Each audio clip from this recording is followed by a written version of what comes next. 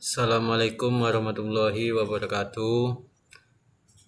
Saya Muhammad Zaki Fadila, BP 23 10 11 52 63 04 59. Di sini saya akan mempresentasikan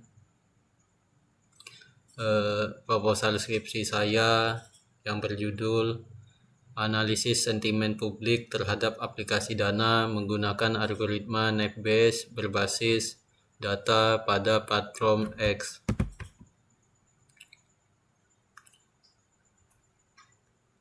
Yang pertama, latar belakang. Pertumbuhan transaksi digital di Indonesia melonjak tajam, namun keluhan pengguna terhadap layanan e-wallet sering tersebar luas di media sosial tanpa dipantau secara sistematis.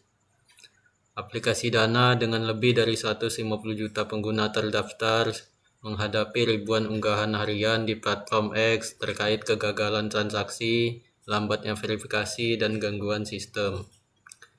Text mining melalui analisis sentimen dengan algoritma Net-Based ditawarkan sebagai solusi untuk membaca opini publik secara cepat, efisien, dan terstruktur. Selanjutnya, rumusan dan batasan masalah. Rumusan masalah yang pertama, bagaimana penelitian ini membantu pengembang Dana memahami opini publik di platform X. Yang kedua, bagaimana Net-Based mengklasifikasikan sentimen ke kategori positif, negatif, dan netral. Yang ketiga, bagaimana hasil analisis sentimen dapat menjadi bahan evaluasi kualitas layanan Dana. Untuk batasan masalah, yang pertama ada fokus pada data unggahan, tweet, atau post platform X terkait aplikasi Dana. Yang kedua, metode klasifikasinya algoritma Net-Based untuk teks berbahasa Indonesia. Yang ketiga, periode data Januari sampai Desember 2024. Yang keempat, 3 kategori sentimen positif, negatif, dan netral. Yang kelima, sistem dibangun berbasis web, Python, dan Flash untuk input, proses, dan visualisasi. Yang keenam, tidak membahas keamanan data atau kinerja finansial internal Dana. Selanjutnya, tujuan dan manfaat penelitian. Menerapkan algoritma Net-Based untuk menganalisis sentimen publik terhadap aplikasi Dana berdasarkan pada platform X sebagai pendukung evaluasi kualitas layanan. Untuk tujuan khususnya, yang pertama, mengumpulkan dan memproses data postingan publik dari platform X.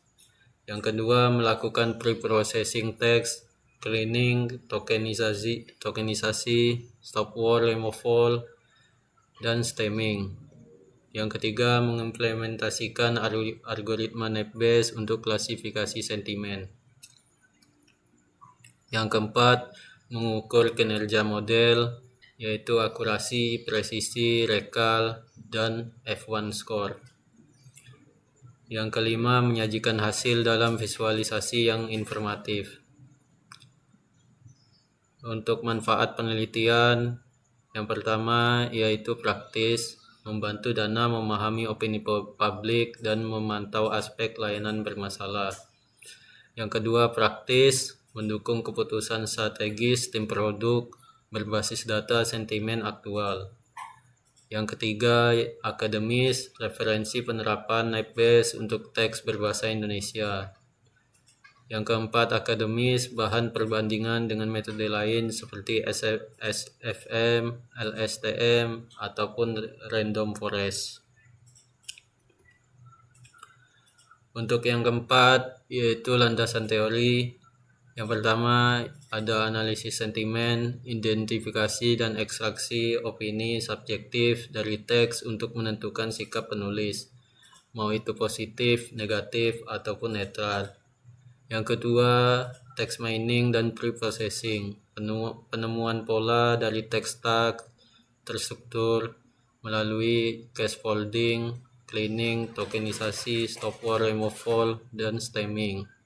Yang ketiga, algoritma Net-Based, klasifikasi heuristik berbasis teorema Bayes, VCX sama dengan PXC kali PC bagi PX. Efisien untuk data teks berukuran besar. Dan yang terakhir ada TF-IDF, pembobotan kata berdasarkan frekuensi dalam dokumen TF dan kelangkaannya di seluruh koleksi dokumen atau IDF. Yang kelima ada penelitian terdahulu dan celah penelitian.